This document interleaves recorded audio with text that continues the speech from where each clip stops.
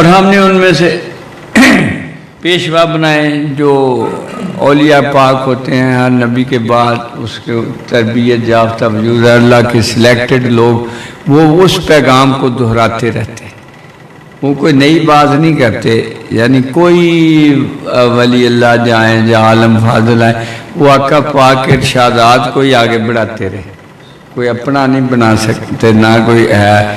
دین وہی ہے جو اللہ پاک نے قرآن پاک میں نازل کر دیا، اور آقا دو عالم صلی اللہ علیہ وسلم نے اپنے ارشادات سے اس کو سجایا، شریعت پاک کی حدودوں کی ساری بتا دی، اور رہنا سکھا دیا، اٹھنا سکھا دیا، بیٹھنا سکھا دیا، سونا سکھا دیا، گفتگو سکھا دی، لوگوں سے رہنا سہنا ہر چیز بتا دی. مگر جی یہ جو ڈیویشن کرتے ہیں نا، یہ اصل لفظ کا غلبہ ہوتا ہے، شیطان کا غلبہ ہوتا ہے، انہیں نکلنے نہیں دیتا جب تک کہ کسی مرد کامل سے دل و جان سے پیوستگی نہ ہو.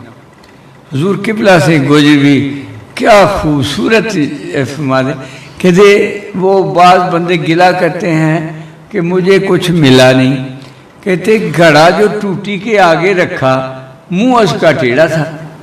یعنی اس نے وہ آداب بجا نہ لایا، وہ تعلق، وہ پیار، وہ محبت نہ کیا، اس کے بغیر دل پہ وہ اثرات نہیں ہوئے. اگر آپ سنیں کہتے گھڑے کا منہ جو تھا وہ ٹوٹی سے دوسری طرف رکھا تو گھڑے کا پانی باہر بہتا رہا، گھڑے نے بھرنا کیسے تھا؟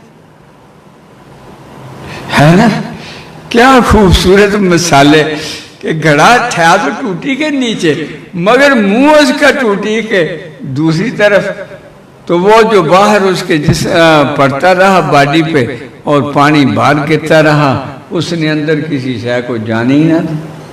جب تک منہ کا سیدھا کرنا کیا ہے، دل و جان سے اس کے ارشاد کو اپنا سمجھے گا، یہی میرے تک ارشاد اللہ پاک کا ہے، ہوتا بھی اللہ اور رسول کا ہے، وہ اسے باہر تو کوئی کر نہیں سکتا.